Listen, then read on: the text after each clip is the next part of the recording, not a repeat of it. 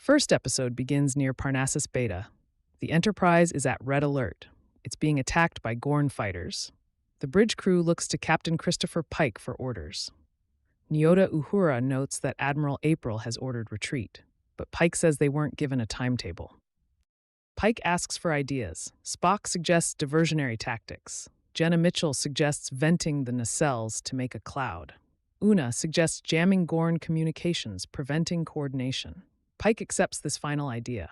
Uhura modulates the deflector array to emit a spectrum in order to confuse the Gorn. To beam aboard the Gorn vessel and save the rest of the crew, they'll need to hack transporter codes. But there's no time. Una suggests they retreat and rescue. But how do they track the specific Gorn vessel carrying their crew? Spock posits using a rare element that they could track. Mitchell suggests tagging the Gorn ship with a dud torpedo containing the element. However, they must penetrate the Gorn's defensive systems in order to achieve this. Uhura points out that energy shields function via harmonics. By finding the correct frequency, they can ram the ship. Thus, the Enterprise rams the Gorn ship. Pike orders the torpedoes to be fired. Then the ship warps away. The Enterprise arrives at the rendezvous. April beams aboard to debrief. In sick bay, Chapel prepares a Gorn-impregnated Marie Badel to be cryogenically frozen. Batel reiterates that if it comes down to her or the crew, Chapel should take her out. Chapel assures her that stasis will prevent this. Batel is sedated, with the promise of waking up Gorn-free. But soon, alarms sound. Batel's body rejects the serum. Chapel contacts the bridge. She says Batel is allergic to cryoserum and cannot be put in stasis. Chapel laments the absence of Joseph Mbenga. Spock volunteers to assist with Batel. In the observation lounge, April informs Pike that the Federation fleet has standby orders. April says the Gorn are outside Federation jurisdiction. They can't afford to send ships in while still recovering from the Klingon War. Pike says the hegemony will continue to encroach on Federation territory if they aren't stopped. April says he heard about the landing party. He asks after Batel. April says Pike's official orders are to monitor the demarcation line for encroachment. However, unofficially, April tells Pike to punch back and prove they aren't prey. In engineering, Pelia asks Montgomery Scott about his device. Scotty explains, it tricks the Gorn into thinking a ship is theirs. But Scotty doesn't exactly understand how it works. Pelia chides him for not writing it down. Pike enters and asks how soon it can be working. Pelia assures him that it'll be running before they cross the hegemony line. Aboard the Gorn ship, bodies are held inside glowing sacks. Lan Noonien Singh is having flashbacks to her brother's death. She awakens and fights her way free. She surveys the sacks and sees crew members inside them. After calming herself, she starts by freeing Mbenga. He frees Sam Kirk. Meanwhile, Lan frees Erica Ortegas. Part of Ortegas' right hand and arm has been digested. Ortegas begins panicking. Lan calms her before Mbenga issues treatment. He assures her they can fix it on the Enterprise. Inside other sacks, people have been fully digested. They ponder freeing the others trapped in sacks. Lan continues to struggle with flashbacks.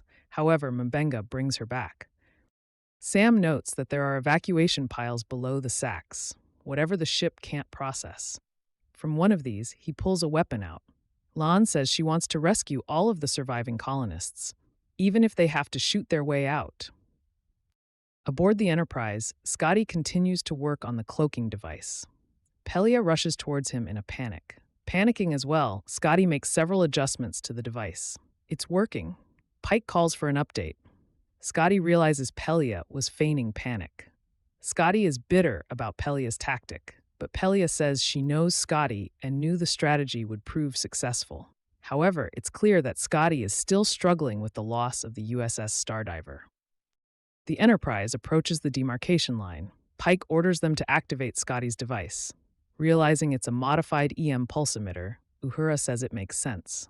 The Gorn's evolution has moved beyond using optical data. They use biometrics, heat, and EM signatures. Gorn hunter ships approach the Enterprise. Thanks to the device, they harmlessly pass.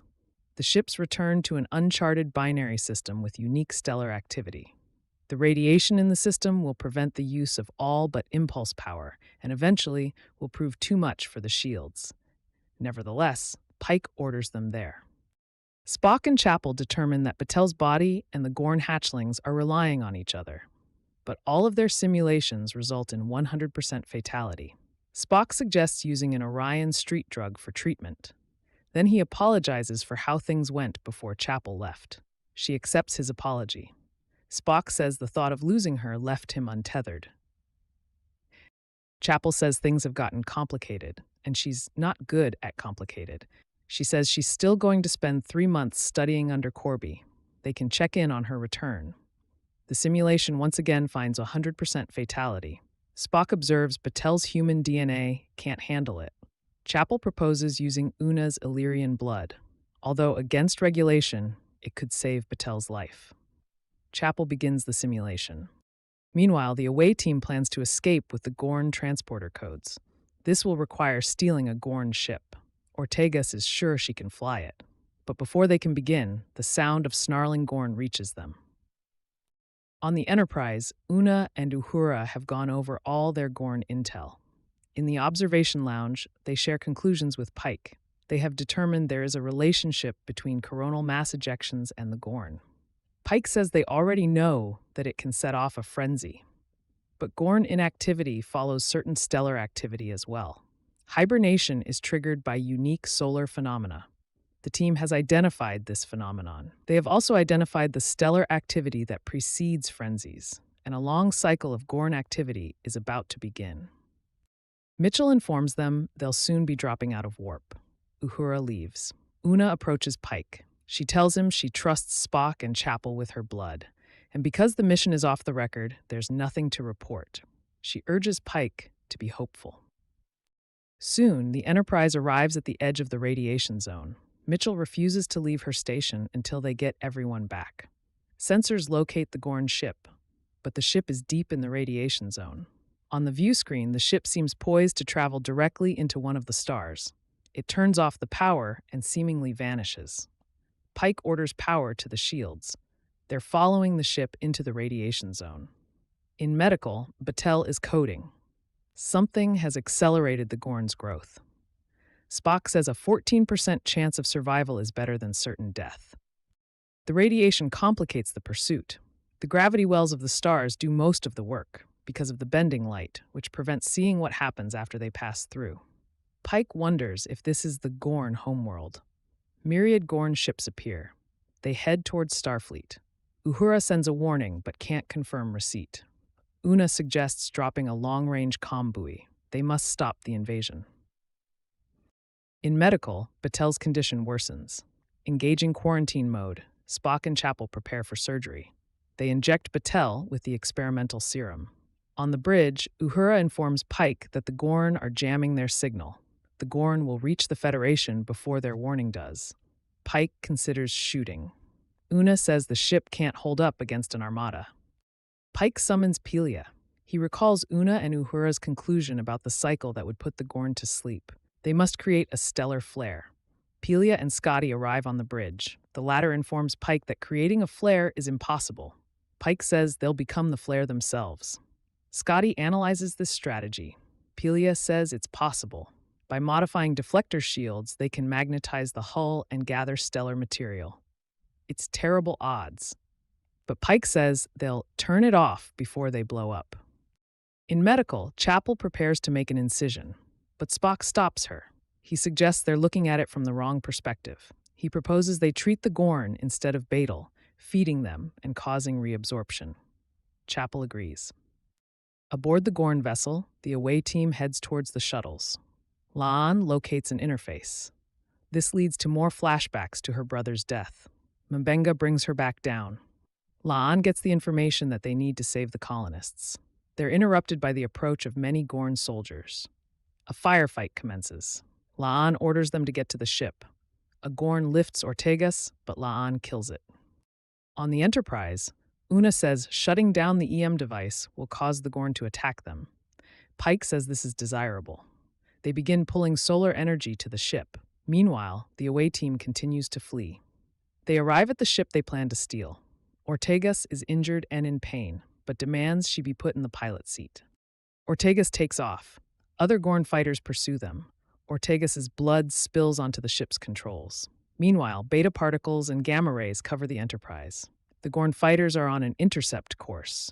Uhura receives the signal from Lan. She sends the transport codes and tells them to beam the Parnassians out. The Enterprise's hull integrity approaches critical failure. The Gorn ships vanish. Pike orders the deflector shields turned off. The Gorn have gone home. Lan and the others are heading back to the Enterprise. Our crew rescues the Parnassians. But have they just pushed the problem to someone else? After losing so much blood, Ortegas collapses on the ship's controls. The rest of the away team surrounds her. "I fly the ship," Ortegas declares. Then the away team is beamed back to the Enterprise. In medical, Spock and Chapel have completed Batel's procedure. Chapel kisses Spock and thanks him for his assistance. Spock says, "You're welcome," and begins to walk away. But before he does so, he turns back to look at Chapel once more. Pike arrives to check on Batel. Spock is gone. Una reports Ortegas is critical but stable. Pike orders a course for Earth. In medical, he approaches Batel. She remains unconscious. Pike tells his late father that he wins. He sits beside Batel and begins to pray. Batel awakens. A tearful Pike relates what's happened. He tells her he really doesn't want to lose her. Batel says she's still there. The Enterprise leaves the binary star system. Second episode begins with Spock's personal log. It has been 3 months since the events of Hegemony Part 2. Dots assist in repairing the damage to the USS Enterprise, docked at Starbase 1. Spock is lying down in his quarters. His log relates that the Federation's centennial celebration is 3 days away. Christopher Pike intends to host a gala.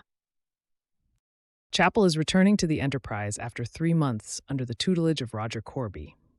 In one of the Starbase biodomes, Lan assists Spock in learning to dance. In the transporter bay, Spock checks his reflection as Scotty enters. They are joined by La'an.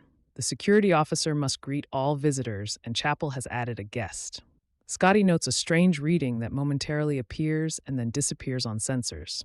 Spock holds a book, a gift for Chapel. Chapel and her guest arrive. Chapel is surprised to see Spock. Alongside Chapel is Corby.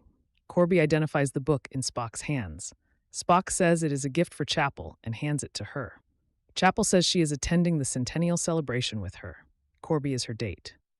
In sick bay, Ensign Gamble draws blood from Una. Una likes him, but now that Chapel has returned, his time aboard the Enterprise is drawing to a close. However, Dr. Joseph Mbenga has requested that Gamble be permanently assigned to the Enterprise. Gamble states that the Gorn embryos in the body of Captain Batel have been absorbed. Mbenga tells Una that her blood has been indispensable. Una says she's grown used to having Batel aboard. In Spock's quarters, Chapel attempts to return the book. Spock asks Chapel about bringing Corby home when she told Spock that she wanted to remain unattached. Chapel doesn't have an answer. She invites him to join them for cocktails later in the evening. At the bar, Spock is approached by a Vulcan bartender. However, the audience can see that this is Trelane in disguise. Taking Spock's drink, Trelane offers Spock something different but better. Later, Spock gets into bed in his quarters. As he sleeps, there is the sound of the snap of fingers. When he awakens, he is lying beside Chapel. Chapel tells them that they won't sleep together the next night, as it's bad luck to see your bride on the day of your wedding. Spock's log, stardate 2251.7. The Enterprise has been docked for 3 months at Starbase 1 for repairs. While there, the crew will celebrate Spock and Chapel's wedding. Once again, La'an teaches Spock to dance. Trelane's new disguise, Andorian wedding planner. He announces that there is much preparation to complete. Corby arrives with the wedding cakes. He is now Chapel's best man. Corby tries to ask Chapel a question, but Trelane tells him, later. Next, Trelane turns to the wedding choreography. Trelane reveals he has a surprise. Chapel's late mother's bouquet, preserved after her wedding. But the flowers have burned in transit. Trelane suggests they just need to breathe. He snaps his fingers. The flowers are restored. In the Enterprise hallway, Corby approaches Spock's quarters, pad in hand. He uses the key code to get inside. Spock sees this and confronts Corby. Corby admits he's trying to delete Spock's vows. Spock accuses him of wedding sabotage. Corby admits that's accurate. He also admits that he's in love with Chapel. But this is not his motivation. Reality has shifted. Corby tells Spock what really happened the day before, but only Corby remembers this reality. As Spock listens, Corby explains that he remembers Spock and Chapel broke up. However, Corby and Chapel soon fell in love. This story angers Spock, who punches Corby unconscious. But then Spock remembers reality as well. Spock is lying beside Corby in bed when Corby regains consciousness. Corby is alarmed, but Spock states that he owes Corby an apology. Spock acknowledges reality has been altered. He posits several theories. Corby debunks several. However, it could be the result of a probability field, like the one in Subspace Rhapsody. But Corby suggests this could indeed be the cause. Spock says he will no longer follow through with the wedding. But Corby has already tried to interfere, without success, as something resists. Spock suggests an intelligence with reality-altering abilities.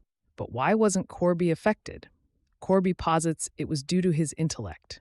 Spock says that if one of their intellects rendered them immune, it would have been Spock's. He suggests they scan the ship for anomalies. Corby is impressed by Spock's lab. He tells Spock he was thinking of the moment Spock became aware of the illusion. Spock states that when he punched Corby, it was like a mental fog lifted. Corby suggests this sudden burst of adrenaline and cortisol might have caused the realization.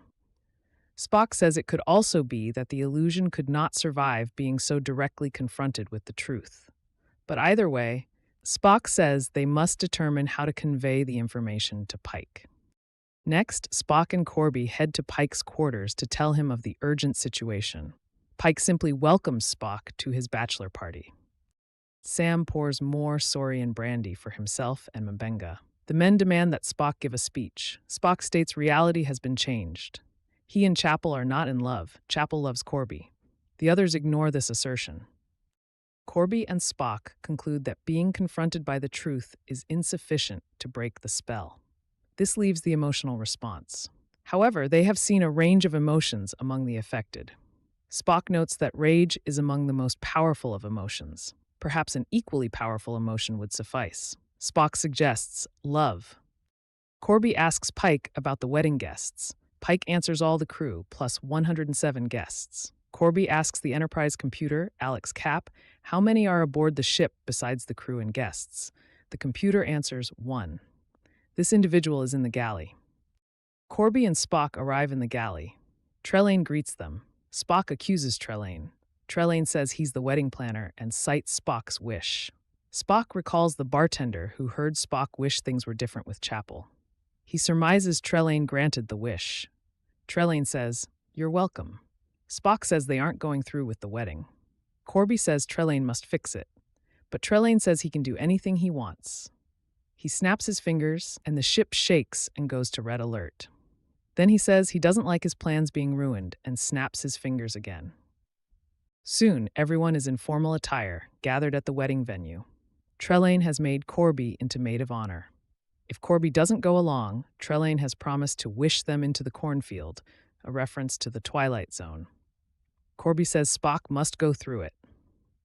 Perhaps playing Trelane's game will result in a conclusion to Trelane's meddling. Chapel walks down the aisle. Trelane serves as the officiant. He grandstands about love conquering all things. However, Corby objects, so Trelane turns him into a bulldog. Spock quotes Pablo Neruda's Sonnet L'Elève. He continues his vows. These include a quotation that served as Chapel's late mother's last words to her daughter. This same quotation was included in the story Chapel and Corby shared about their romance earlier in the episode. Chapel realizes reality has been altered. She says they aren't meant to be getting married. Chapel leaves the altar and runs toward dog Corby. Trelane says he's going to kill everyone. The wedding audience, including Scotty, Sam, Beto Dog Corby, and Ortegas and Chapel, stand shocked at Trelane's outburst.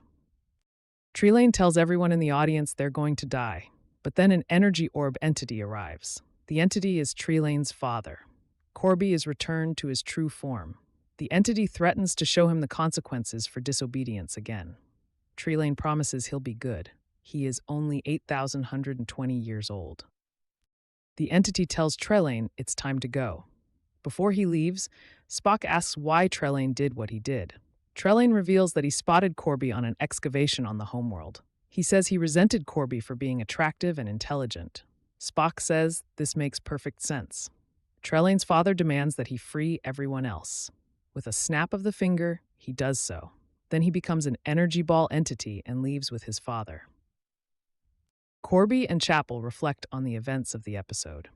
Spock accepts Lan's offer to dance. Almost everyone is dancing, but Ortegas puts down her drink and excuses herself. In the gym, Ortegas punches a punching bag.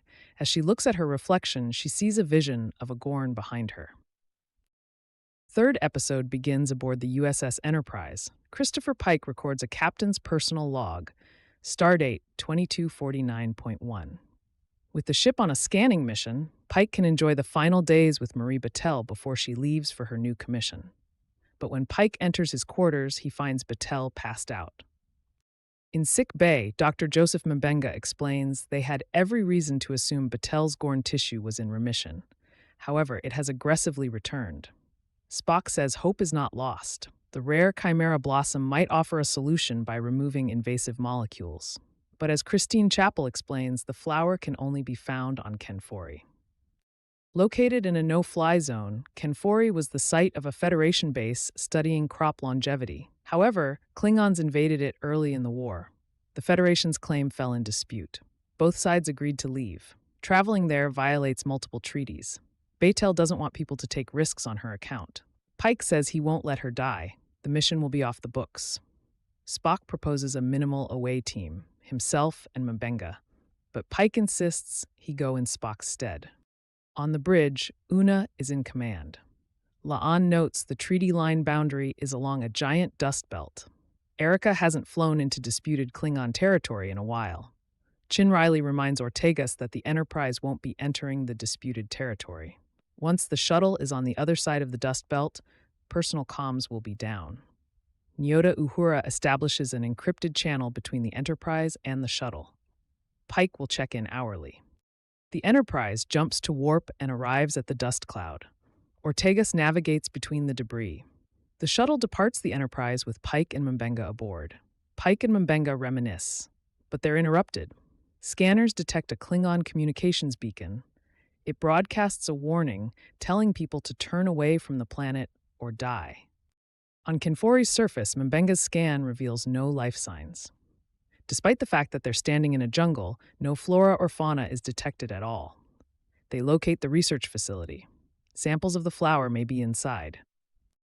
Pike and Mbenga arrive at the facility. The door was barricaded shut. Plants crawl up the wall, but the auxiliary power still works. Soon, Pike locates Chimera blossoms. Mbenga masks up and tells Pike not to touch the flowers directly. He secures a sample. Pike asks if Battelle can be saved. Mbenga says the flower is their only hope, but it is a chance. Pike collects a sample as well, but he finds a boot at the base of the plant. It still has a foot inside it. On Enterprise, a signal is detected moving towards the planet. Spock suggests it could be naturally occurring. Ortegas suggests a secondary scan. The signal is a Klingon battlecruiser. Chin Riley is loath to move in, not wanting to assume causation. Ortegas' fear is clearly unassuaged. Mbenga determines the leg is wounded in the same way as the skeleton outside. Pike says they got what they came for, so they should go. They hear a distant roar. Mbenga still doesn't find any life signs. A Klingon shuttle flies overhead. It destroys our hero's shuttle. Soon, a trio of Klingon warriors enters the facility. The Klingon in charge instructs them to keep their weapons fully charged. Pike says it's a hunting party. Mbenga posits they want to make an example of them. They hide as the Klingons continue hunting them. Shots are exchanged. The Klingons have our heroes at their mercy. In Enterprise Medical, Ensign Gamble administers treatment to Battle, whose condition is worsening. Spock arrives and mentions Vulcan techniques for overcoming pain, but there is no time for Battelle to master it. Chapel suggests Spock help out via mind meld. Battelle consents. Spock mind melds with Battelle. Visions of baby Gorn appear. Soon Spock is screaming and seeing like a Gorn. He attacks Gamble. Chapel slaps him, bringing him back to reality. Spock tells Battelle he absorbed her pain, but also saw something that was both part of her and not. Battelle asks if it was Gorn. Spock can't answer, but Battelle's pain has been reduced. In the observation lounge, Chin Riley tells the command crew that the away team missed check-in. However, their transponders are still active. Chin Riley posits it could be comms trouble or something else. Chin Riley tells the command crew they need to get within emergency beaming range without attracting attention. Spock suggests traveling at low impulse to evade sensors. La'an says this may be possible if they go slowly and shut down non-essential systems. It might be worth the invisibility, but it would take 4 hours to arrive. Chin Riley says make it so. Ortegas protests. She says the Klingons already know about the away team. Therefore, their priority should not be stealth, but getting Pike and M'Benga out swiftly. Chin Riley says this would violate the border treaty. Uhura chimes in. Dust belt interference makes transporting impossible. Ortegas has considered both issues. She suggests they warp into the planet's thermosphere, beam the team up, and then warp away. Chin Riley says warping so close to a planet is reckless. She asks if Ortegas has ever done it. Ortegas admits she has not, but is confident she could. Scotty points out that they'll shred the hull if they touch the bottom of the thermosphere. Ortegas won't let that happen. Spock says the residual warp field will prevent beaming. Scotty says it is theoretically possible by quickly calibrating the phase inducers to the warp distortion. Uhura confirms there's no evidence the Klingons are aware of the Enterprise. Chin Riley chooses Spock's plan. Ortegas is unhappy. La'an asks if they need to discuss Ortegas' reaction.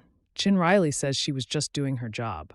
La'an wonders if Ortegas was put back on duty too soon. Chin Riley says Ortegas passed her psychological evaluation. She continues that it's unsurprising she's rough around the edges after what she's been through. Pike and M'Benga work through the facility. M'Benga confirms whatever the entities are, they don't register as alive on scanners. The comms array is on the roof. By accessing the facility's files, they learn the scientists there combine the Chimera blossom with genes from a moss that could live and grow anywhere. The resulting hybrid supercrop may lie dormant, but never dies. When the Klingons attacked, everyone in the facility was exposed to the hybrid. Moss genomes were inserted into the scientists' bodies. Since the moss consumes every other plant to survive, it's now using the bodies of the dead to do so. Fortunately, the agent would have broken down long ago. They aren't at risk of infection from the air. Pike asks why Batel would need hybridization. M'Benga says he and Spock know how to use it safely. Pike demands to know what they're going to hybridize her with. He realizes it's Gorn. M'Benga repeats that it's her only chance of survival. Pike is upset at the idea of permanently changing Batel, but M'Benga points out that it was Batel's decision. Pike realizes that this information was being kept from him. They're interrupted by the arrival of more zombies. They repel some of the zombies by overloading a phaser. The zombies keep coming. M'Benga and Pike hide. The two surviving Klingons dispatch many of the zombies and tell our heroes to come with them. More zombies arrive and kill one of the Klingons. The survivor leads them away at Disruptor Point. She leads them to the roof, where her shuttle lands. Unfortunately, more zombies are on the roof. The humans and the Klingon attempt to stave them off. They activate a small force field, trapping the trio inside but keeping the zombies out. The Klingon stabs Pike in the leg. Then the Klingon confronts M'Benga. She couldn't believe it when his shuttle crossed the treaty line. The Klingon reveals her identity. She is Betha, the daughter of Dakra, the Klingon ambassador M'Benga killed in Season 2's Under the Cloak of War. She says she is there to make M'Benga answer for the assassinated Klingon. On Enterprise, Ortegas executes Spock's slow impulse plan. All non-essential systems are offline. Enterprise passes close by the Klingon battlecruiser.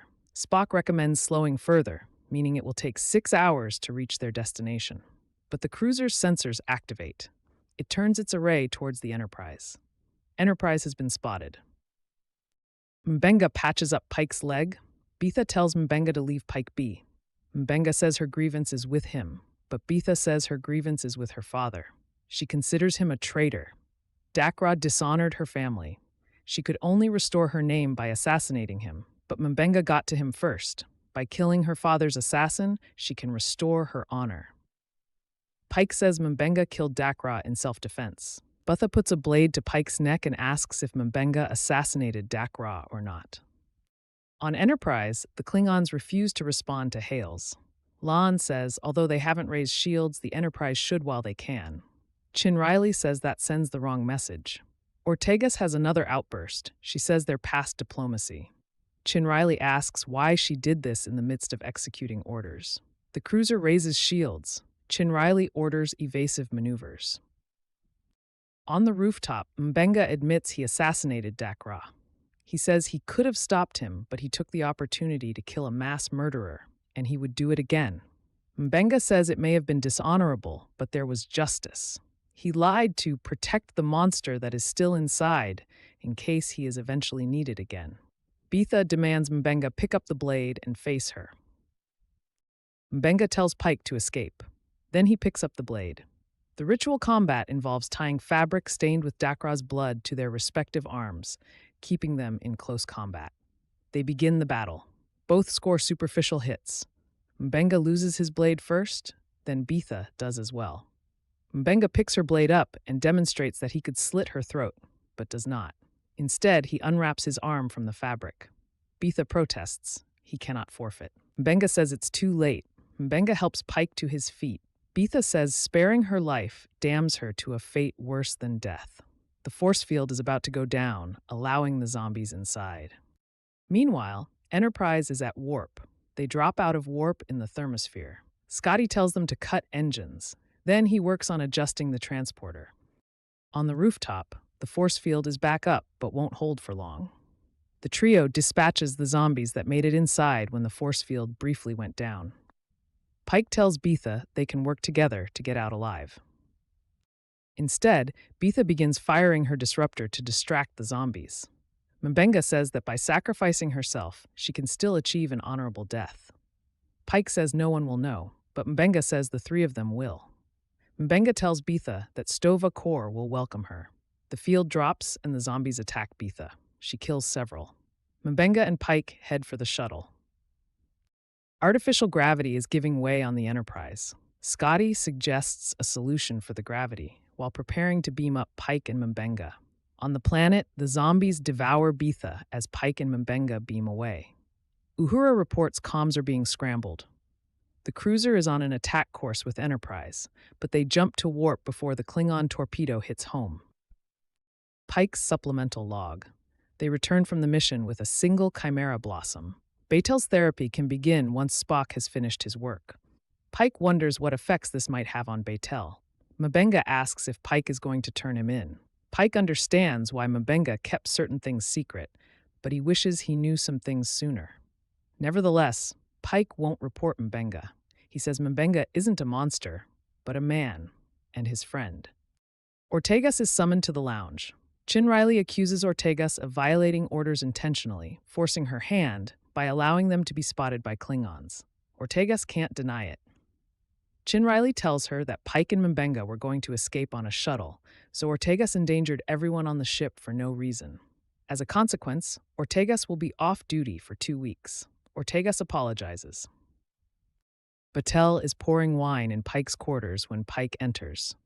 Pike asks why she didn't inform him about her treatment plan. Batel says she doesn't have space to worry about how her dying hurts his feelings. Pike insists he'll be there for her no matter what decision she makes. Batel says he would have demanded they find another way. But there isn't another way. 4th episode begins on the hokey, retro adventure bridge. Adelaide Shaw reports the presence of space radiation. From the center seat, Maxwell Saint responds, affecting his voice to resemble the line delivery of William Shatner. Lee Woods arrives. She reports crew members are reporting to sick bay with melancholia. Shaw reminds Saint they're out of their jurisdiction. Saint doesn't care. He tells them to contact the Agonians. An alien appears on the screen. Saint confronts the alien about the radiation. Zipnar admits they need human brain cells to power their radiation. Saint says he will stop them. Zipnar gives them 1 minute to surrender their brain cells. But then the Agonians begin firing their nuclear lasers at them. The adventure counterattacks. But the Agonians are gone, and with them, the humans' brain cells. Saint says they must find the Agonians and retrieve their brain cells. La'an records a security officer's log. The USS Enterprise is studying a neutron star. Meanwhile, La'an has been assigned a separate task. Pike and Una inform La'an that she's to test out the new recreation room, or holodeck. La'an ascertains that the technology is based on the battle simulators. La'an asks if the ship's computers can handle the processing power required for the holodeck. Pike explains this is what La'an is testing. Can the technology function while under the rigorous circumstances of a mission? Pike tells La'an to push the holodeck's limits. Next, La'an meets Spock in his quarters. Spock is practicing his dancing. He invites La'an to dance with him. La'an joins him as a tango plays. She asks him about the field emitters he's been working on for Scotty. Spock says the alignment is nearly complete. Thus, the holodeck should be ready once La'an and Scotty have finished designing a program for it. La'an has yet to choose a subject for the holodeck program. Spock states that violence, relaxation, and romance seem to be popular choices for human entertainment. For a moment, it seems as though Spock and La'an may kiss. But La'an has been struck by an idea. In engineering, La'an explains the idea to Scotty, Amelia Moon. The 1960s detective stories were a favorite for young La'an. An outsider who frequently found herself in the midst of a crime, Amelia always got justice. It's clear the stories were formative. Scotty says there are 112 of the stories in the database, enough to form the foundation for the simulation. Scotty is concerned about the computer's processing. Pelia is on shore leave. Still, Scotty is offended that La'an questions whether he can handle it. In order to populate the program, they'll use data from the transporter buffer. La'an tells the computer to create a challenging mystery program using the Moon novels for reference. La'an enters the powered-down holodeck wearing her detective costume. Spock is there waiting for her. He tells her he wants to ensure the system is functioning normally. La'an instructs the computer to run the program. Soon, Spock and La'an are standing in the midst of a 1960s Earth mansion. They marvel at the verisimilitude. La'an thanks Spock and dismisses him. Spock is available if she needs him. A hologram, Joni Gloss, approaches and reintroduces herself to Amelia. Gloss says she's the one who discovered the body. Disavowing responsibility for the murder, Gloss says one of her guests killed Tony Hart. Gloss wants Moon to solve the mystery, protecting her clients. Except, of course, the murderer. Gloss indicates the body is in the bathroom. Noir-flavored voiceover plays as Moon investigates the corpse. Hart, head of Lehman Picture Studios, died of strangulation, murdered in his own home. A script, missing its front page, is next to the bathtub where Hart's corpse lies. A Lehman contract, torn in half, lies on the floor nearby. There's also a drained martini glass with red lipstick on its rim. Other clues include a film reel, a bracelet, and a poster for Last Frontier. The narration states that many of the guests currently at the mansion are connected to the Lehman TV show Last Frontier. This includes creator Bellows, actress-turned-producer Sonny Lupino, Shaw, Saint, Woods, Shaw's Bio Anthony McBow, and Agent Gloss. One of them is the murderer. Woods asks why one of them would murder Hart. Moon notes that Last Frontier was about to be canceled. Saint protests. They were a hit, but the ratings were not good. Affecting a hard-nosed detective demeanor, Moon says no one leaves until the murderer is found. Moon picks up a martini glass with a lipstick stain, like the one in Hart's room. This evidence seems to suggest the culprit is Lupino. Lupino says the lipstick doesn't prove anything. But Moon has more evidence. Last Frontier was Lupino's first project as producer. She put her career on the line in order to make it. Moon further accuses Lupino of taking a personal loan from the mob to get Last Frontier to air. But since she could only repay the loan if the show continued, she was willing to kill to ensure it wasn't canceled. Lupino says the mobster was simply a fan asking for an autograph. She was out with Johnny Carson. Hart had the photo because he was keeping tabs on her to ensure fidelity to Lehman. Lupino admits she invested her own money in Last Frontier, but she got it from selling her and Hart's first house. Lupino believed in Bellows' pitch for Last Frontier, so she was willing to invest her money. She says she approached Hart with a plan, to which he agreed, but before finalization, Saint interrupted them.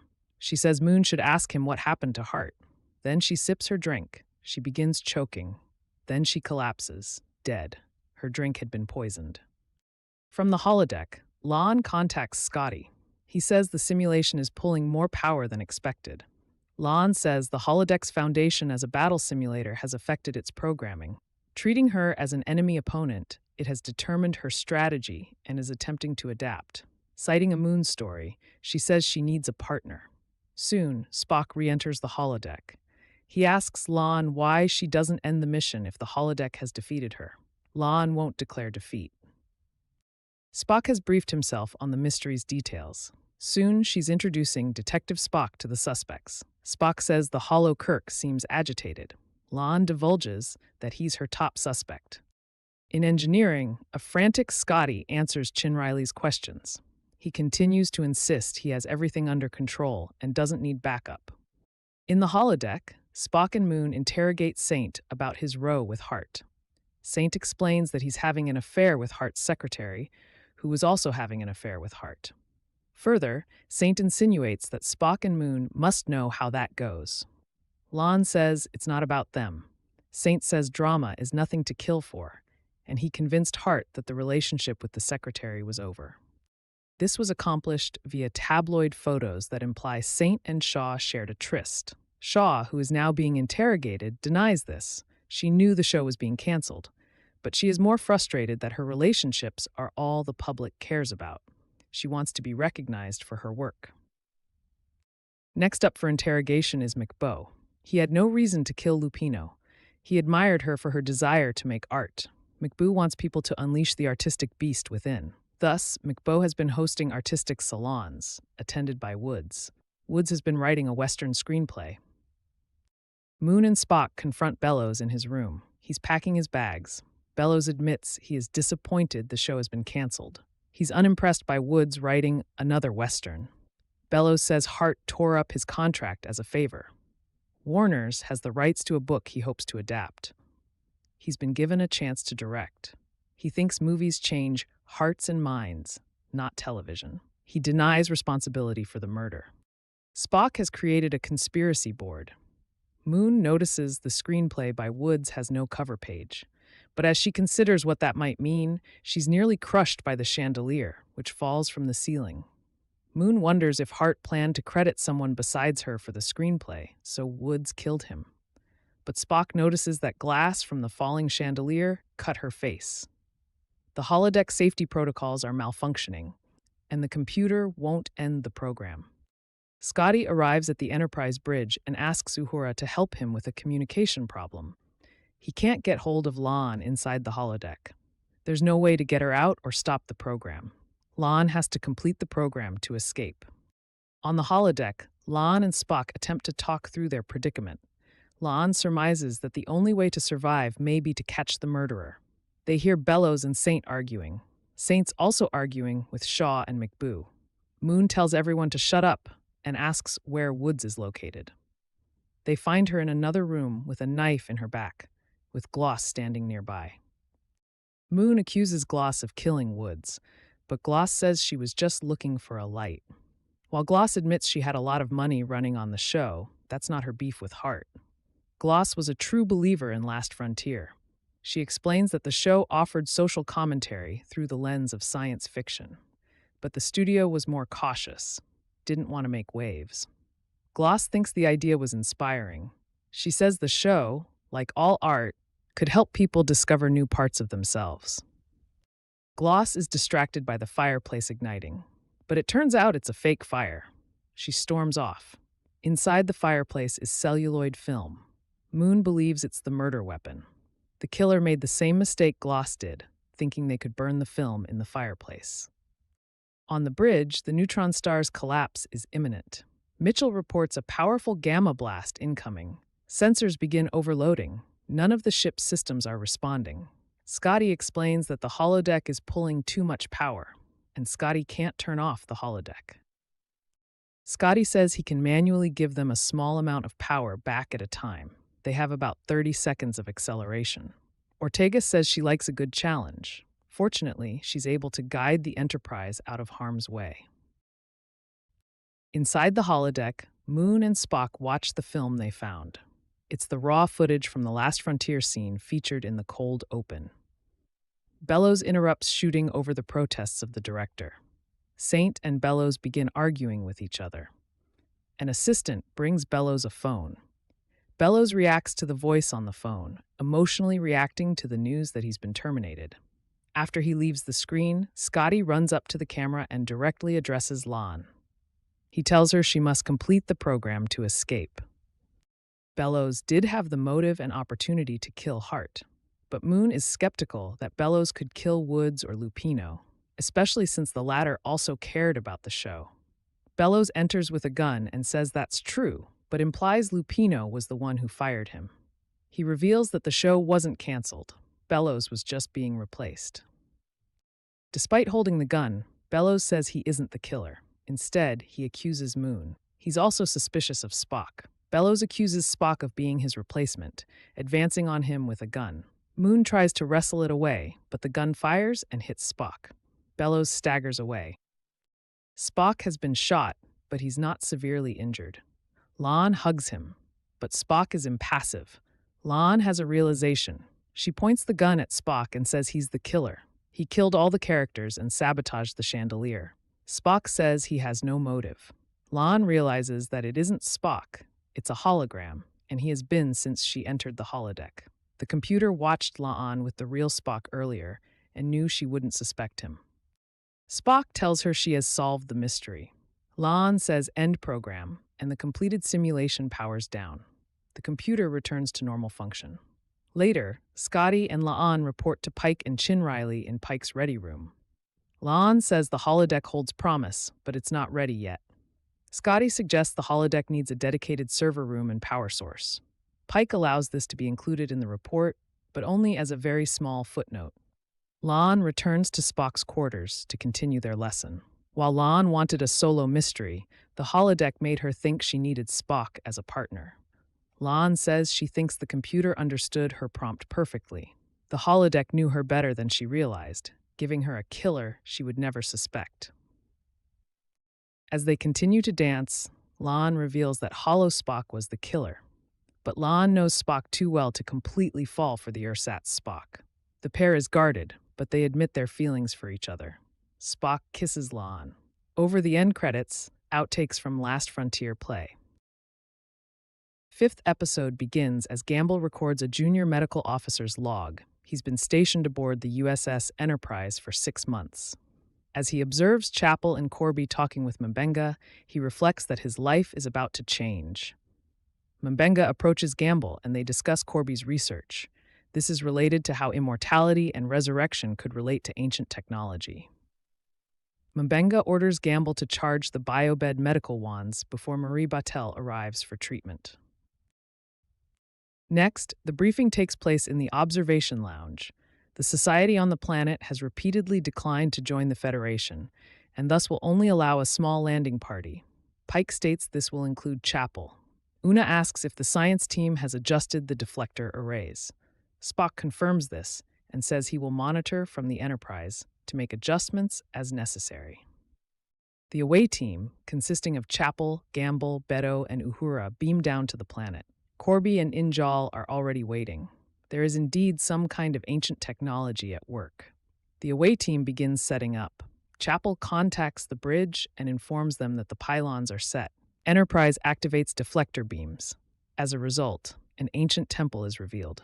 Chapel calls for a bigger landing party. Soon, Spock and La'an join them on the surface as well. Uhura translates the text on the access panel. The path to absolution, only with blood given freely. A sacrifice. Chapel sticks her hand in the access panel. A needle pricks her finger, and a drop of blood is taken. The doors to the temple subsequently open. La'an and Chapel take point as they enter. The space inside is vast and dark. Furthermore, both comms and beaming are prevented by the chamber. Uhura and Beto find a gateway that seems to block light. Gamble finds several corpses.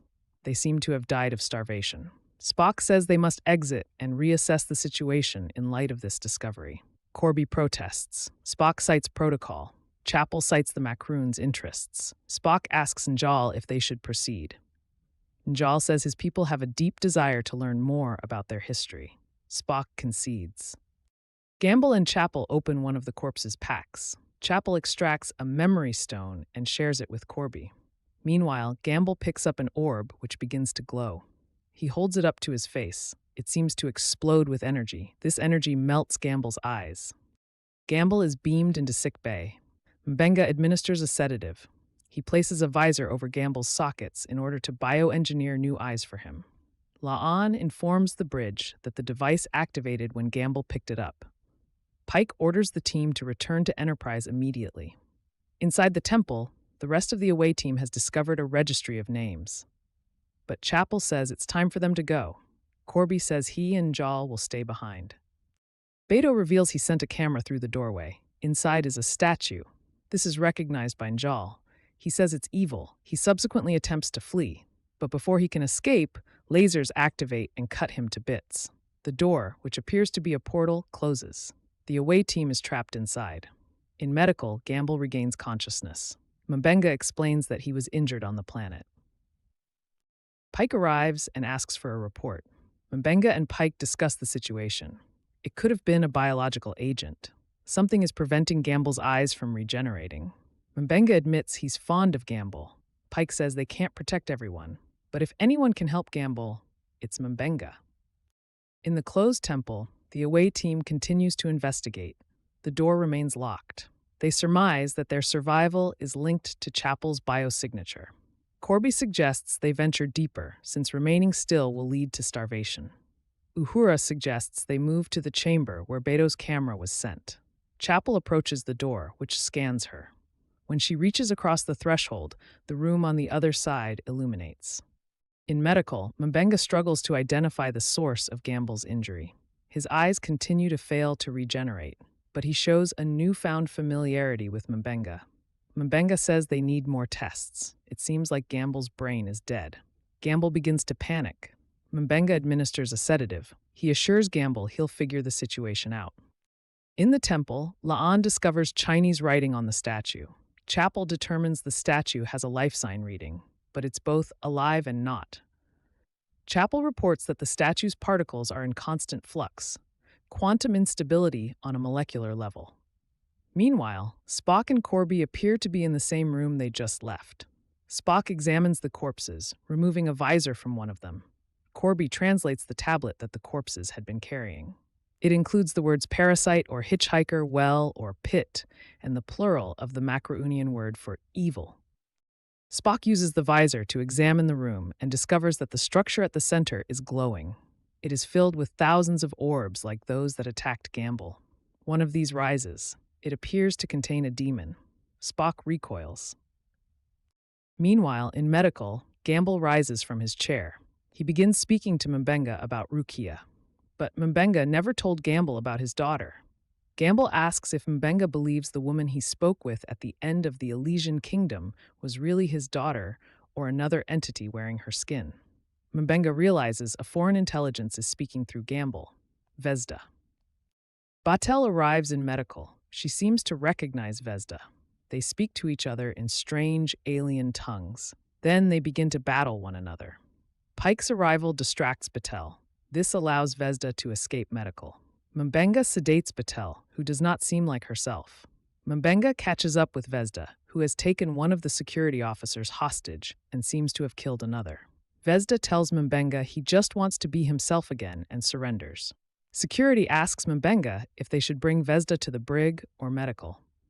Chapel reports the unstable phase variances and life sign from the statue. Spock reports the presence of sentient life. Furthermore, Spock has sustained an injury to his hand that he doesn't remember. Beto reports that his cameras have picked up all their biosignatures and layered them appropriately. Spock ascertains that they are in layered dimensional space. They are all in the same room, just in different dimensions. Spock deduces that the orbs contain entities that were brought there due to interdimensional travels in the pursuit of immortality. Leon speculates that the temple is actually a prison for these entities. Vzda is brought to the brig. Mbenga apologizes and says he'll have to look after Vzda from there. Vzda asks what's going to happen to him, but Mbenga can't say. In the temple, Uhura reads the description on the central pedestal, here and not here. Chapel recalls artifacts on a certain planet being placed into similar pedestals. Corby speculates this could be key to unifying the dimensions. Uhura has the ring, and Corby has the tablet. Chapel instructs Corby to place the tablet in a specific location. It becomes visible in the other dimensions. So too does the ring. Chapel speculates she's the key. She picks up the ring and places it on the tablet. An artifact resembling an hourglass appears. All 6 members of the team now share the same dimensional space again. Spock notes that the injury to his hand has seemingly healed, but the pathway to the door has vanished. On Enterprise, Vzda uses personal knowledge of Rex, the security officer, to lure him over. Then, Vzda reaches through the force field and chokes him. Vzda subsequently leaves the brig. In the temple, Spock theorizes they can cross the empty space together, with Chapel as the key. Corby is skeptical, but Spock says it is a matter of science. Chapel is convinced. She convinces Corby to take the risk with them. Further, she instructs him to leave the relic be. The away team crosses the empty space together, the bridge appearing beneath their feet. When they reach the door, it opens for them, and they exit the temple. Corby is still reluctant to leave the relic, but Chapel reassures him. On Enterprise, Vzda holds Sam, Pelia, and Scotty at phaser point. He demands the senior officer command codes. He wants to take control of the vessel from engineering. Mbenga arrives and points his phaser at Vzda. Vzda doubts Mbenga could kill his favorite ensign, but Sam doubts that Gamble is still inside. Pelia shoots Vzda in the back. A ghostly entity begins to rise from Gamble's corpse. Scotty traps this entity in an orb. Then he beams away the orb to nowhere, the transporter buffer. In the observation lounge, Chapel, Lon, and Spock are debriefed by Pelia, Mbenga, and Pike. Spock says the transporter buffer is the best location they have to keep the orb. The Macaroons are considering joining the Federation. Lon speculates that Gamble might have used the ship's phasers to set the entities imprisoned in the temple free. Mbenga suggests this could have had galactic consequences. Pelia apologizes to Mbenga, but says she thinks Gamble was already gone. Beto wonders if the entities were indeed evil. Pike says, good and evil are relative terms, but Pelia believes there is indeed evil in the universe. She worries about what might happen if the entities escape the prison. Later, in medical, Mbenga reviews the data on Vzda. Mbenga takes a call and informs Gamble's family of his death. But as he walks away from the data on Vzda, the computer screen begins to flicker ominously.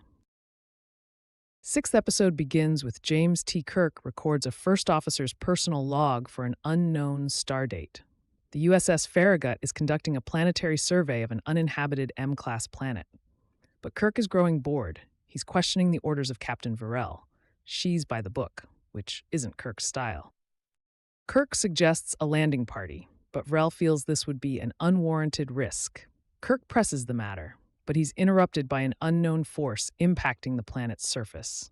The damage is so severe that it affects the Farragut.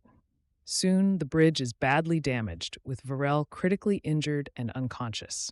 Alarms sound and sparks fly. Kirk calls a medical team and sends a distress signal. But there's interference blocking the comm signal. Kirk looks in horror at something on the view screen. The USS Enterprise arrives and immediately begins defending the damaged Farragut. An away team composed of Christine Chapel, Uhura, Spock, Lon, and Scotty beams aboard the Farragut.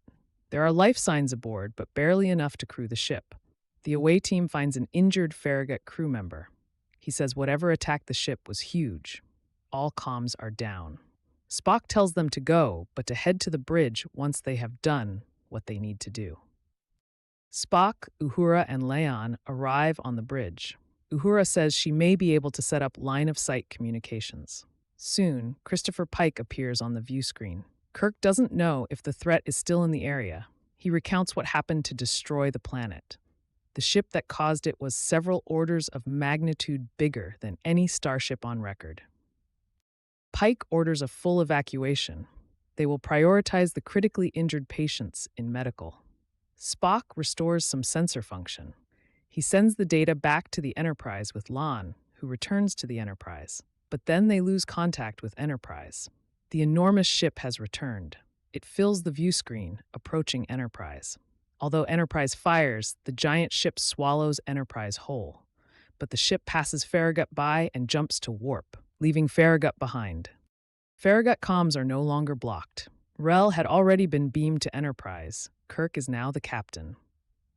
Inside the giant ship, mechanical arms grip Enterprise. Pike and Una discuss the dire situation. Comms are still blocked. Farragut's data reveals the ship is incredibly advanced, but little else. La'an shares that remote Federation settlements have rumors about this salvage ship, ancient, deadly, and patrolling the edge of known space. Pike orders Una and Ortegas to get their engines back online so they can make a run for it. On Farragut, Kirk records an acting captain's log. He's asked the Enterprise officers to fill in for the missing Farragut crew. Scotty identifies a piece of a Klingon ship within the mystery ship, suggesting even Klingons couldn't fight their way out. Scotty points out that Farragut is so banged up, unlike Enterprise, it wasn't worth being taken. Kirk says Scotty may need to perform some miracles. He orders Chapel to patch up the wounded and get them back on duty. Aboard Enterprise, La'an and Pike make their way to engineering. On the way, they encounter Pelia. She tells them to lower their weapons and says she didn't get to be 5,000 years old by getting shot a lot. And she informs them that engineering is flooded with toxic gas. One of the aliens' umbilical tentacles has broken through the hull and is draining auxiliary power and data from engineering. They need to disconnect it if they want the power to escape. Aboard the Farragut, Scotty curses in frustration from within a Jeffries tube. Kirk approaches and asks him for a time estimate. He further informs Scotty that the mystery ship is heading towards Sullivan's planet, an inhabited pre-warp civilization. Kirk wants to get there first to set a trap for the mystery ship. Scotty is skeptical that the Farragut could warp faster than the mystery ship. Kirk acknowledges it's a risk, but tells Scotty to prepare for maximum warp. Elsewhere aboard Enterprise and wearing EV suits, La'an, Pike, and a red shirt walk through the gas-filled hallways. They encounter two scavengers in large, identity-concealing spacesuits. The red shirt takes a hit. Farragut is approaching Warp 7. They overtake the scavenger ship. They will reach Sullivan's planet in 2 hours if they maintain their speed. But then Farragut unexpectedly drops out of warp. Uhura reports a loss of engine power. They're in the scavenger's path. Scotty arrives and says the plasma manifolds have failed. They're beyond repair. Scotty says they pushed too hard and are now dead in the water. On Enterprise, La'an and Pike struggle with the red shirt. They have to treat her immediately. But the two scavengers are still in pursuit. Their suits seem to absorb phaser fire. Our heroes slip into the port galley, but the red shirt is already dead. La'an says the ion particles are primitive but effective weapons. The scavengers are attempting to break into the galley. Pike orders phasers set to kill. He grabs an imported bottle of liquor. The scavengers enter. La'an rolls the bottle to their feet. Then she shoots it, causing it to explode in flames. This allows Pike and La'an to escape into the hallway. Meanwhile, Kirk is depressed. Spock says they need a new plan. Kirk tries to figure out what Vrel would have done. Spock shares Sam's opinion that James is a man of action. Kirk says that Vrel ignoring his suggestion in the cold open is the only reason he's still alive. Spock says he still must lead, despite his crisis in confidence. Kirk and Spock return to the bridge. Scotty estimates fewer than 20 minutes until the scavenger ship reaches them. Kirk delivers a captain's speech. He says he has no intention of giving up on rescuing the Enterprise. He asks them what they know about the scavengers. There must be a weakness. Uhura says the scavengers appropriate ships from across the quadrant. Scotty points out that its needs are bottomless. It's always moving towards resources and will never have enough. Kirk instructs Scotty to fill the plasma manifold until it's overflowing. Scotty says the manifold is a useless husk. Kirk says they need to make it look functional. Scotty can flood the antimax chamber with antiprotons so the manifold looks functional. Farragut will become impossible for the scavengers to resist. Then they'll make the scavengers regret it. On Enterprise, the two scavengers pursue Pike and La'an. Pike and La'an surprise them and attack. After a scuffle, Pike loses his visor, but one of the scavengers disintegrated and the other was injured. Lon gets Pike to safety. Pike wonders why the scavenger didn't kill him. The scavenger drops out of warp in front of Farragut. Farragut pilots away from the vessel's mouth. Its grabbers pursue them. Kirk orders Scotty to detach the nacelles. These collide with the scavenger's ship hull. When the grabbers connect with the hull, the scavenger ship is disabled. Farragut contacts Enterprise. They've temporarily disabled the scavenger ship. This is Enterprise's chance to escape. They begin to engage thrusters, but the umbilical is still skewering the ship. Lon and Pike are working to get the umbilical out. They manage to get it to retract. Ortegas calls out orders to Una and Mbenga on the thrusters. Una has an idea. She leaves the phone and runs through the halls. She depressurizes the airlock. The gas escaping the ship pushes Enterprise in the correct direction. Enterprise escapes the scavenger ship. Meanwhile, La'an and Pike find blood from the wounded scavenger. On Farragut, Spock reports the scavenger systems are coming back online, but the grapplers are resistant to their weapons. Spock suggests they fire photon torpedoes into the scavenger ship's open mouth. These trigger a chain reaction that causes the scavenger ship to explode. On Enterprise, Lon and Pike come upon the scavenger's body. Kirk instructs Spock to scan the debris for life signs. There are 7,000 dwindling life signs, but they can't beam the survivors aboard. Pike removes the scavenger's helmet. It's a human. The scavenger life signs are all human. Kirk asks for a clearer image of the hull's markings. The hull displays a United States flag and an early Starfleet insignia. In Enterprise's ready room, Uhura shares data she found in the historical database. In the mid-20th century, before first contact, a group of human scientists believed Earth's environment was beyond repair. Thus, they built a ship, hoping to establish human civilizations on other worlds. But the ship disappeared, along with the crew and their families. They were never heard from again. Pike enters Farragut's ready room to speak with Kirk. He says Vrel will make a complete recovery. Pike assures Kirk he made the right call, saving hundreds of lives. But Kirk points out that there were 7,000 human casualties aboard the scavenger ship. Pike says having empathy for one's adversary is part of the job. Kirk says he didn't think of the scavengers as people until it was too late. Pike says that might be the lesson. He says this knowledge will continue to guide Kirk. He tells Kirk good night and leaves him in the ready room. 7th episode begins as a screen announces the use of Starfleet security footage in accordance with the United Federation of Planets Freedom of Information Act. Beto Ortegas interviews the command crew members. In a testimonial, Pike explains the Starfleet officer's oath. First, to obey the Federation's laws and defend its security and principles. Second, to comply with orders and responsibilities. The next testimonial is in Erica's quarters. She repairs a motorcycle as she's being interviewed.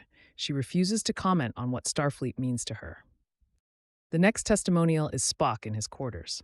Beto asks Spock about his human and Vulcan heritage. Spock shares his experiences and trauma of being discriminated against as a child on Vulcan. Lon describes Enterprise's weapons as defensive and only used when necessary, but Enterprise will defend itself. Next up is Una's testimonial. She says her role is to support the captain and crew. She says she is to provide alternative strategies but not to disobey orders. Next is testimonial footage of Uhura preparing for a mission brief. A text screen informs us that Lutani 7 was attacked by Kassar. Kassar is attempting to lay claim to the Lutani system and its resources. The casualties on both sides are noted, 9 million from Lutani and 119,000 from Kassar. In the ready room, Uhura asks if Starfleet has explained that Enterprise is to transport cargo to Lutani 7. Pike says this is classified. Erica says she's pretty sure the Lutani are helping the Klingons. She questions helping the Lutani. But why is classified? Pike says it's need to know. Lon shares the mission details and notes that they will have armed escorts on standby. Because it's an active war zone, Lon orders phaser and torpedo crews for when Enterprise arrives in the Lutani system. Spock says they will be transporting a Jikaru, which is livestock. The Lutani are using it in their rebuilding efforts, and Enterprise will have to travel at half impulse. The Jikaru will be outside the ship. Enterprise arrives at Tychus B. Security footage shows the bridge crew preparing. The Tychus B observation drone shows the Jikaru rising out of the ocean and heading into orbit. As it does so, a Lutani scout ship approaches it on an intercept course. The Jikaru gives strange readings. The ship fires at the Jikaru, dealing little damage. Pike orders the crew to prepare to fire on the ship. But then the Jikaru starts doing something. Whatever it is causes irritation to the Enterprise crew and causes interference on the audio and visual feeds. A flash of energy explodes from the Jikaru. It disables the Lutani scout ship. Pike orders them to beam anyone aboard the ship to medical. In medical, Joseph Mbenga attempts to treat the Lutani pilot. Beto asks why the scientist would sacrifice herself to sabotage their own project. Christine Chapel attempts to keep the scientist conscious. The scientist says that using the Jikaru would be a terrible mistake. Then she dies. In another testimonial, Uhura shares her story about being adrift before Starfleet. Uhura says that before Enterprise, she was close to a roommate, Elena Cho, but Cho went down with the Cayuga, which the Gorn destroyed. Pike and Una are on a call with Starfleet Command in the Ready Room. Pike suggests the Jikaru could be a danger to the Enterprise. While Command's lines are redacted, it's clear that Command is unsympathetic to Pike's concerns. On the bridge, the Jikaru escapes from Enterprise's containment field. While the Jikaru does have a neural dampener to keep it calm, this was damaged in the encounter with the ship. The Jikaru seems to be traveling on its own path. Erica asks if they just let it go. Pike says they have to get it to Lutani 4. He compares the mission to chasing down and lassoing a bronco. Enterprise attempts to lock on to the Jikaru with tractor beams, but has no luck. Una suggests they follow the Jikaru and keep it in visual range. Uhura will send out a message to keep other ships away. La'an says they need a plan to kill the Jikaru if they lose control. Pike says they are out of time and have their orders. Uhura says the neural dampener will put the Jikaru in a catatonic state and make communication impossible. They fire several photon torpedoes at the Jikaru, but they don't penetrate its skin. The Jikaru turns on them and unleashes an energy blast. It damages Enterprise. The Jikaru pursues Enterprise. Erica attempts to evade it. La'an suggests firing a full spread of torpedoes against the Jikaru. Spock says this is inadvisable. It could further power up the creature. Walking through the hallways, Spock, Chapel, Uhura, and Pike discuss the possibility of connecting with the Jikaru. They plan on approaching it in a shuttlecraft. Spock argues the shuttlecraft is their smallest chance of loss should the creature attack. The shuttle Galileo approaches the Jikaru. Spock makes a psychic connection with the Jikaru. He says he senses no aggression, but the Jikaru is aware of their presence. But then a Lutani warship approaches. Trunvor contacts Enterprise. He questions the wisdom of trusting Starfleet. Pike orders the shuttle away. The Jikaru attacks the warship. Galileo is caught in the crossfire. Meanwhile, Spock and Chapel are brought to medical as a traumatized Uhura looks on. In the Ready Room, Pike and Una track the Jikaru. Una says that after attacking the shuttle, she started doing laps. Uhura says that Spock did connect with the Jikaru, and that she felt it too. Mbenga arrives and says Chapel is stable, while Spock has been put into a coma so his brain can heal. Further, Mbenga states that the Jikaru's brain chemistry was altered so she can only focus on violence and destruction. Mbenga says they can't reverse the brain chemistry changes. Uhura suggests someone less psychically sensitive than Spock might have more luck. Uhura volunteers to be Neuralinked to the Jikaru. In medical, Uhura is put in the Neuralink equipment. Mbenga warns Uhura that she's risking permanent brain damage. She is obviously struggling as she's connected to the Neuralink. The Jikaru wants Enterprise to attack her. The Jikaru says she can then follow Enterprise to a nearby star. Uhura confirms that the Jikaru wants to die. It's the only way she can find peace. On the bridge, Pike takes in this information. Una confirms that it is sometimes the job. Pike communicates with Command. While they aren't happy, they agree with what needs to be done. Enterprise fires a mild shot at the Jikaru to gain its attention. She releases the warship and turns on Enterprise. In medical, Uhura reports that the Jikaru's children back on her homeworld are unaltered. She is concerned about them. Pike says to tell the Jikaru that they will make sure they remain unaltered. Una reports that the Jikaru is pursuing them, but they are out of range.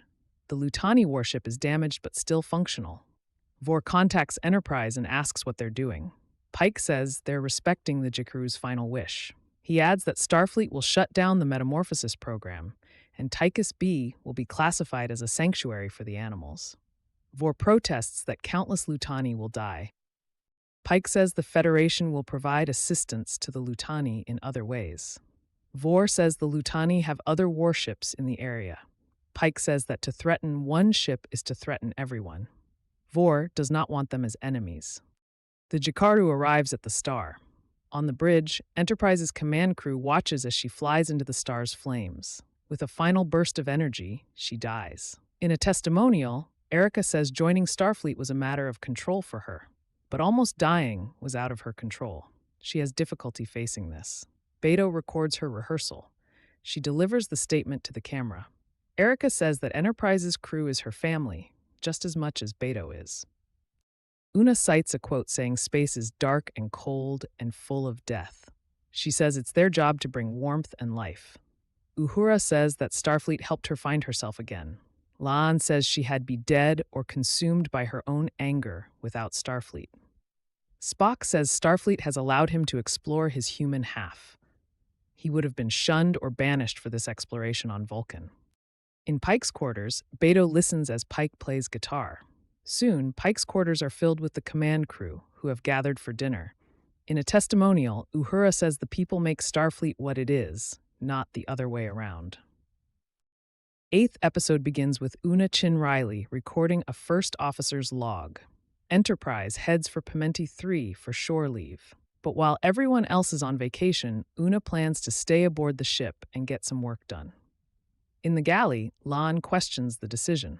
Una says she likes to get work done while the ship is quiet. Spock approaches with a tray and asks to join their table. Una is prepared to welcome him, but La'an brusquely turns him away. Una asks what's going on between them. La'an says they're involved, but not putting a label on it.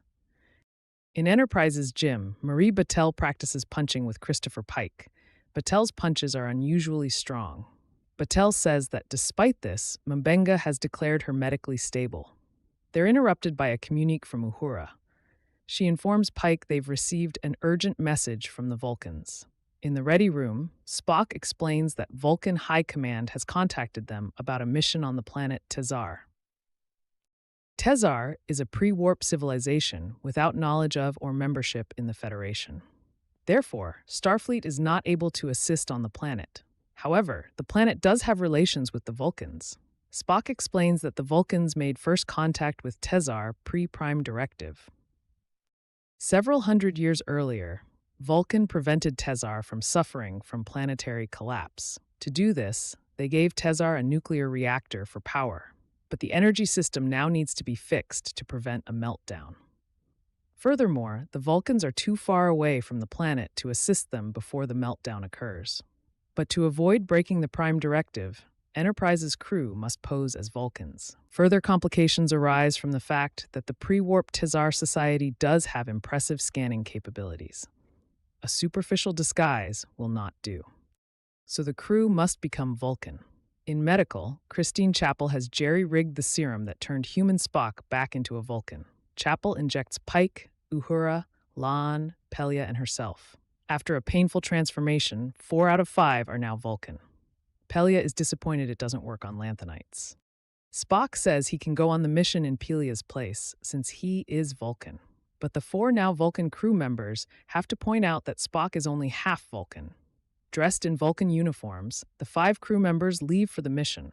The team beams down. On the bridge, Una asks for a status report. Jenna Mitchell reports they have entered the structure. Pelia says the repair will take a few hours, but the Vulcan away team finishes in a matter of seconds. The away team returns to Enterprise. La'an and Uhura lament not having the chance to use Vulcan logic on their personal endeavors, but Chapel's scan confirms the serum isn't working. They will remain Vulcan indefinitely. Una records a supplemental first officer's log. Because the serum came from Spock's experiences, the serum has given the four now Vulcan crew members the logic mastery that typically takes years to achieve. Chapel says she will re-examine the serum. All four of the crew members are now very arrogant. Spock is clearly unnerved. Una, Spock, and Mbenga agree that the four transformed crew members should stay aboard the ship. Meanwhile, Scotty greets James T. Kirk as he beams aboard Enterprise. Kirk tells Scotty to call him Jim. Since the USS Farragut is nearby, James thought he would visit his brother. But Scotty says his brother has already gone down to the planet for some hiking. In Pike's quarters, Pike cleans up, even though Batel has already done so. Kirk, Scotty, and La'an are seated together around a table in the galley. La'an says she is very different now, but she also has sort of a conqueror vibe. She orders Scotty to show her the power system data on his pad. In the ready room, Pike announces they have chosen to remain Vulcan permanently. Soon, Una asks about Pike's desire to change all the protocols aboard the ship. Una protests, but Pike will hear no arguments. Spock says that it may be their transformation that is making them feel this way. Pelia suggests speaking to them without a Vulcan filter. Ortegas asks what they do if they still want to be Vulcans despite this. Pelia says they honor that. Mbenga says they're discussing connecting to their Katras. He says that at their core, they should still be human. But Spock says this comes with a very high risk. Una says they should consider other avenues first. Pike finds La'an investigating a Jeffries tube. She says there's a problem with the ship's security, but soon it will be stronger and unstoppable. Pike says La'an is not a typical Vulcan. They both admit they learned something secret about Vulcans on clandestine missions. This is the connection between Vulcans and Romulans. They agree not to speak of this secret any further. Meanwhile, Spock enters medical and finds Chapel dumping Corby over the phone. Then she terminates her friendship with Spock. She's not wasting time on personal relationships any longer. Meanwhile, Scotty explains to Kirk that La'an has created a stealth code, making her hard to find. Suddenly, La'an appears. She returns Scotty's pad and announces that they're both going to help her upgrade the ship's weapons. Spock returns to Pelia's quarters, where Una is waiting. Una says La'an, in particular, may become a problem. Spock says he lacks the expertise to reach the Katra effectively. Una says she knows a Katra expert who lives near Pimenti 3. She didn't bring him up before because he is her ex. On the contrary, Una says she and her ex possess too much chemistry. They arrive in the galley where Doug is waiting. Una and Doug agree it has been far too long. Spock must take point because Una can't concentrate. Doug asks Una what's happened in the 15 years since they met. Una lies and says she's married to Spock. Later, the three are seated at a table. Una and Spock continue to maintain the charade. Doug admits he had hoped he and Una might have reconnected. In an aside, Una admits she's a different person around Doug. Spock suggests that he talk to Doug alone. In Pike's quarters, Batel, Pike, and Pasalk discuss Pike's cooking. Batel turns the conversation towards her return to work. Pike and Pasalk say it is a time for dining, not business. Pasalk then asks if Batel's completely recovered. Batel says it is complete, but Pike interjects to state the contrary. Pike says it is not logical that Batel return to work. Batel has an angry outburst directed at both Pike and Pasalk. Then she kicks them both out. In the galley, Spock and Doug stare at each other. Doug calls out their ersatz marriage. Spock says they need Doug's help. Doug is impressed with Spock's ability to lie. He has long studied humans and yearns to be half-human, like Spock is. Spock agrees to discuss humanity with Doug if Doug will help them with their Katra issue. In the lab, Kirk and Spock discuss La'an's Vulcanness as La'an prepares for the war. She reveals a plot to start a war that will pit the various factions of the Alpha Quadrant against one another. When Kirk protests, La'an beats him up. La'an says she will kill Scotty if he doesn't help her. She asks after the warp core, and Scotty points one out. But when La'an presses it, she's electrically shocked into unconsciousness. In a supplemental personal log, Una reports that Doug helped them get the answers they needed. Spock was able to show Chapel, Uhura, and Pike their Katras, convincing them to return to human form once again. However, La'an is holding out. Meanwhile, Human La'an remains in the Katra space of her own mind. Spock says that the other three Vulcans have returned to their human forms, but La'an has no interest in that.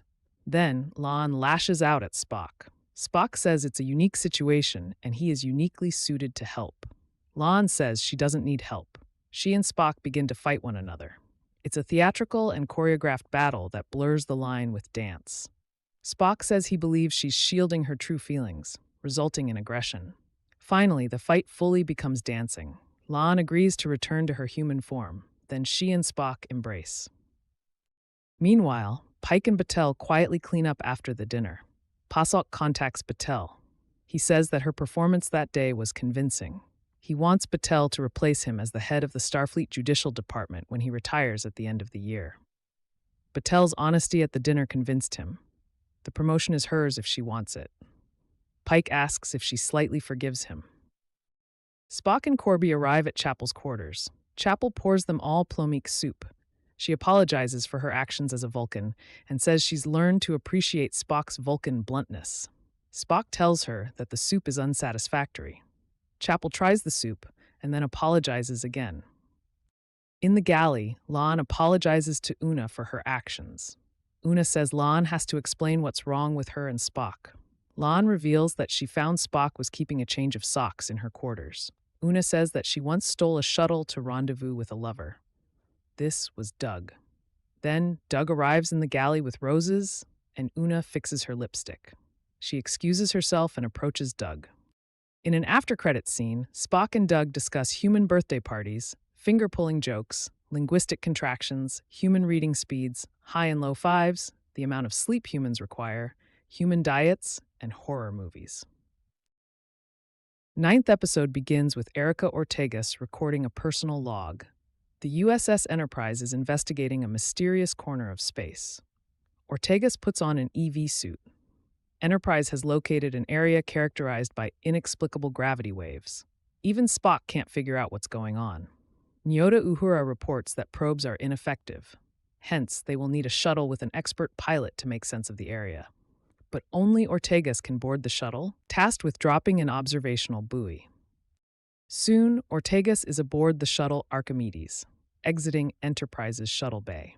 She will be navigating not by visuals, but by gravitational imaging. On Enterprise's bridge, Christopher Pike asks Una for a status report. Ortegas contacts the bridge and compares the flight to ancient Earth planes flying into a hurricane.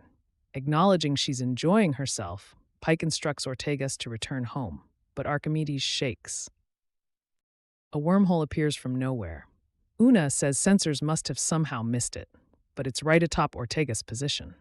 Uhura tries to tell Ortegas to return, but the wormhole disrupts comms. All that comes through is the computer's report on Archimedes' degrading hull integrity. The Archimedes vanishes into the wormhole. The Archimedes arrives on the other end of the wormhole. It's stuck in the gravity well of a gas giant. Ortegas records a distress message on the probe and ejects it. The Archimedes crash lands on a moon in the gas giant's ring. Later, she finds that her rations have been destroyed in the crash. Ortegas records a personal log, reciting the damage but stating that her survival is a victory. She hopes the buoy can transmit her mayday through the wormhole. Then, the computer she's recording on gives out.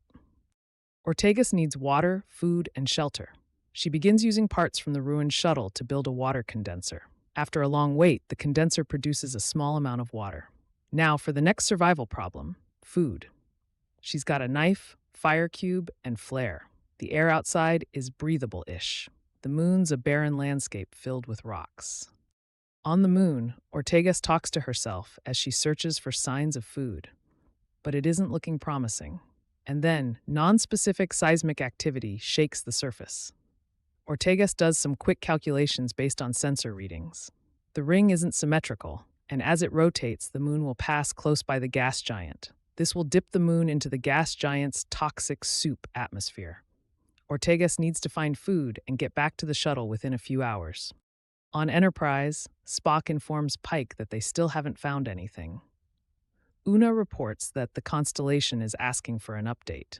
Then, Uhura picks up the mayday from Ortegas. Uhura is confident it came from the other side of the wormhole. She insists Ortegas is alive. Uhura suggests sending probes through the wormhole to strengthen their signal. Pike instructs Una to inform Captain Deckard that they are dealing with a situation, but still plan to rendezvous on schedule. On the moon, Ortegas spots a hooded figure, a Gorn. The Gorn returns to its shelter. Ortegas hides behind a rock, but then a noise distracts her. When she looks back, the Gorn is gone. But it turns out it snuck up behind her and grabs her. It holds her over a crater. A large insect emerges from the crater, and the Gorn tosses Ortegas aside. It captures the insect and walks away, leaving Ortegas behind. On Enterprise, Uhura's tests fail 20 times. Uhura resets the simulation to try again. Spock says the results suggest the rescue mission is improbable. He says Pike is unlikely to authorize the mission, but Uhura persists. On the moon, Ortegas watches the Gorn tear the insect to pieces. She observes that the Gorn has an injured leg. Ortegas is still operating under the assumption that the Gorn wants to eat her. Instead, the Gorn throws Ortegas a chunk of insect meat. Ortegas is confused but realizes the Gorn could have killed her earlier if it wanted to. Out of starvation, Ortegas seizes upon the meat. When the Gorn is sleeping, Ortegas approaches the encampment. She spots a Gorn comms array and states she could use it. Sneaking inside the shelter, she absconds with it. She's nearly back to the shuttle when she sees an inexplicable twinkle in the sky. Then the shuttle abruptly sinks into the ground.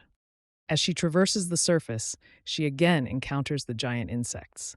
One of them is about to attack her, but the Gorn arrives just in time and pushes her aside, being bitten in the process. It activates a force field that bisects the insect and encompasses both Ortegas and the Gorn.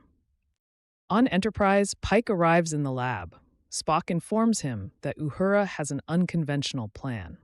Spock says a shuttle won't make it safely through the wormhole. Instead, Uhura proposes taking Enterprise through the wormhole. This would require creating a stable warp field around Enterprise. This would act as a wedge, forcing the wormhole to remain open. Pike asks about the vaccine. Uhura says they can try it once and cut it off if it doesn't work. Pike will agree if the scan capability remains above 60%. Uhura's data shows it will be 56%, but she changes the data to 61% and shows that figure to Pike. Pike agrees to the rescue mission. On the moon, the Gorn and Ortegas return to the Gorn's shelter.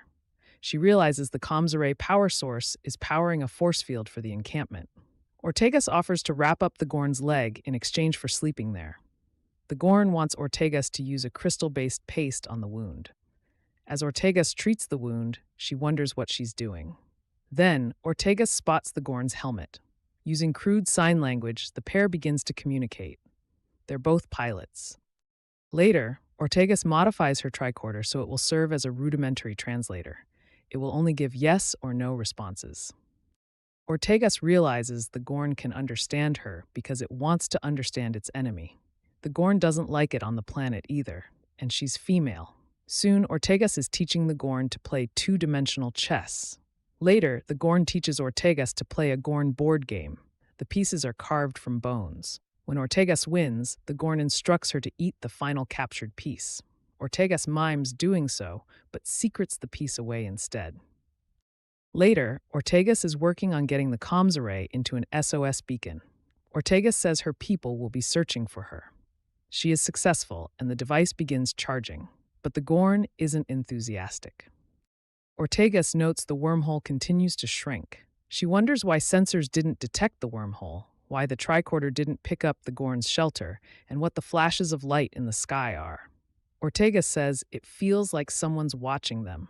Later, Ortegas realizes the Gorn's leg is infected. She needs to get more of the crystals that make the salve. Ortegas says the infection will be fatal if it spreads. Over the Gorn's protests, Ortegas leaves to find the crystals. On Enterprise, Spock sits in the center seat. Former test pilot Pike has taken up Ortegas' customary position at the helm. Uhura feels guilty about her deception. Enterprise penetrates the wormhole and parks halfway through. It will wedge the wormhole open for a little bit, but if they stay too long, Enterprise will be crushed. They pick up the Mayday, but there's no information on where Ortegas may have crashed, and there are over 300 moons. Scanning every moon will take more time than they have if they're going to make the rendezvous. But Pike tells them to begin scanning. as they may get lucky. Ortegas sees the flickering light in the sky as she harvests crystals, but she's interrupted by the arrival of another giant insect. She uses fire to repel the pursuit just as she reaches the shelter. It's effective, but it knocks out the battery powering the array's battery as well as the shelter's force field. The shelter is now exposed to the storms and the insects. Of course, a storm is on the way. Ortegas realizes she could use the flare to ignite part of the gas giant's atmosphere. This will create a visible SOS. They will have to wait for the storm to be on top of them to execute this plan. Ortegas acknowledges it's a gamble over the Gorn's protestations. However, she's confident it's their chance to escape. The Gorn reveals a thruster pack filled with propellant. Launching this into the storm could create a huge explosion, but they will be at the center of a giant fireball if they do. Ortegas finds part of the Gorn's escape pod heat shield. They can use this to protect themselves from the fireball. Ortegas begins to lose hope, but the Gorn puts her hand on Ortegas' shoulder and says it isn't pointless. The Gorn says they are friends. Ortegas continues to prepare her plan to ignite the storm. She and the Gorn hide beneath the heat shield. The storm arrives, and Ortegas attempts to launch the pack remotely. Over the Gorn's protestations, Ortegas runs out and ignites it manually. The explosion is immense. She retreats into the heat shield's shelter. She and the Gorn hold hands as the explosion surrounds them. On Enterprise, they spot the explosion Ortegas created. Pike orders La'an to take a landing party to the moon's surface and retrieve Ortegas. Soon, La'an and the landing party beam onto the moon's surface. Exhausted, Ortegas and the Gorn emerge from the heat shield shelter. The Gorn crouches to protect Ortegas, but La'an shoots and kills the Gorn. Ortegas screams. She addresses the flickering light in the sky, demanding to know who they are and what they want. La'an orders Enterprise to beam them up. But La'an and the others freeze mid-beam. Only Ortegas is still moving. Suddenly, a figure appears. It's the Metron. They are an ancient species, and they put the Gorn and Ortegas together as an experiment. They point out that Ortegas and the Gorn moved past their issues and became friends. However, the Metron says they will need more data to determine if the human and the Gorn will ever become allies. Furthermore, they say Ortegas isn't ready to meet them. She won't remember this meeting. And they continue that they may one day have to reset your perception of the Gorn as well. Ortegas asks what she will remember. The Metron says her experience, which was genuine. Ortegas looks at the dead Gorn. Then the Metron unpauses time. Ortegas, La'an, and the away team beam away. Uhura visits Ortegas in her quarters. Ortegas acknowledges Uhura's efforts to get her back. Ortegas tells Uhura that the Gorn saved her and was her friend, but she says La'an is her friend too. She doesn't know what to do with that. Uhura says they both wanted to protect her. Ortegas asks what she does now. Uhura says, "You remember her." Ortegas looks at the bone piece from the Gorn game, sitting on her shelf of mementos. 10th episode begins with Christopher Pike recording a captain's personal log. He reports Marie Battelle is returning to duty. She will step into the role of Starfleet Judge Advocate General's Office Director. In the transporter room, Pike greets Battelle. Battelle asks Pike to take her to his cabin so they can disappear for the next 72 hours. But waiting in Pike's quarters is a surprise party to celebrate her promotion. Enterprise will be ferrying Battelle back to Earth, giving the crew a chance to attend her promotion. Spock says they will also run ship-wide diagnostics. Enterprise has had a few challenging months. Chapel excuses herself to receive a communication from Roger Corby. A phrase spoken by the Vzda is a close match for a city on Skygoan. Corby followed this lead to the planet, where he's integrated himself as a cleric. Battelle doesn't remember hearing the phrase. From Skygoan, Corby reports that the culture exists around the belief that the Vzda were gods. Corby has built sufficient trust to beam up to an exclusive holy place high above the ground. Corby believes he may be on the trail of immortality. In Enterprise Medical, Scotty tells M'Benga that they will have to shut down the medical transporter, including the buffers for the diagnostic. M'Benga says they recently did a purge, but Scotty detects an anomaly. Scotty asks if someone could have used the medical transporter without M'Benga's knowledge. Mbenga says access is DNA locked. Chapel locates a human pattern broken into pieces. Scotty says it seems to have been rebuilt from emergency backups. He attempts to make the pieces recohere. It was Gamble who was rebuilt. On Skygoan, Gamble aka Vzda confronts Corby, dressed in an ornate and menacing masked outfit. In the ready room, La'an reports that all signs indicate the Vzda rebuilt Gamble's body and activated the transporter from within. 12 hours earlier, Corby's emergency transponder was activated, but he hasn't responded to any hails since. It will take 11 hours for Enterprise to reach Skygoan. Pike instructs Una and La'an to lead a covert tactical landing party. They're to locate Corby and assess the Vzda situation. Spock is to reassess the data from the Vadia 9 mission. If one of the demons is loose, they must contain it. The landing party of Una, Mbenga, Uhura, Chapel, and La'an walks through the public spaces of Skygoan. They locate the gateway to the area above. Una and Mbenga repeat a ploy they used on Rigel. They both act drunk, distracting the gateway guards. Then La'an sneaks up behind the guards and uses a Vulcan nerve pinch on them. Una steps through the portal first. In the Skygoan temple, Corby tells the away team they shouldn't have come. Corby reports Vzda possesses Gamble. Furthermore, some of those on Skygoan worship him. In the Skygoan marketplace, Vzda addresses a crowd. He tells them they're in the final days. He begins speaking in an alien language. The crowd speaks with him. Then, several stab out their own eyes. In the Skygoan temple, the away team and Corby discuss how to stop Vzda. They recall the orbs they found on Vadia could contain it. Corby says the Vzda tried to get through this portal. Uhura observes that it depicts a pair of beings locked in battle.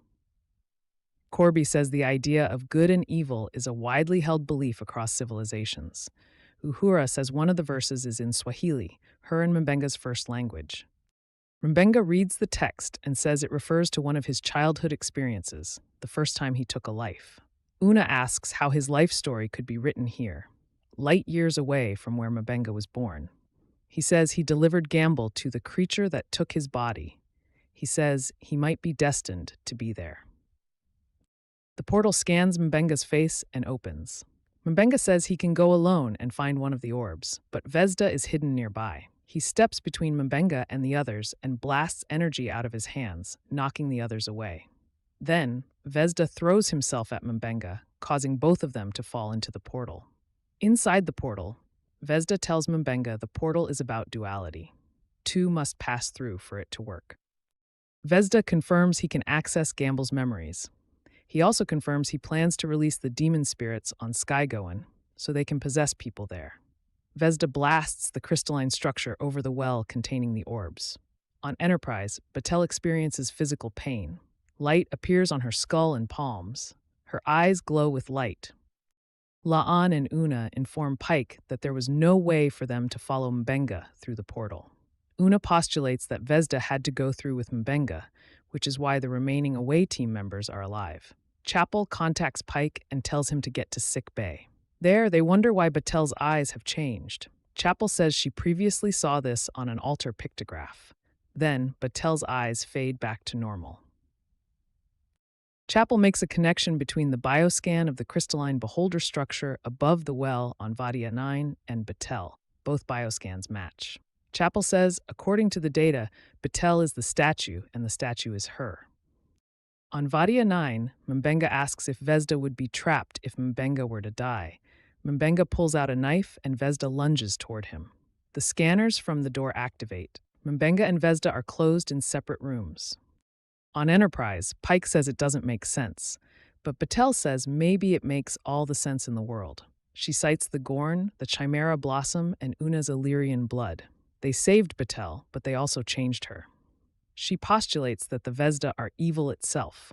Batel says when they fight back, they have an epigenetic response. Bodies change in response to the threats they face. Batel wonders if hybridizing her gave her the adaptive characteristics of races that faced evil. If the Vzda predate all their races, all subsequent races might have genetic variations to fight them, and Batel wonders if she might have received these. Since they're coming together in one body, they may be transforming her into a protector.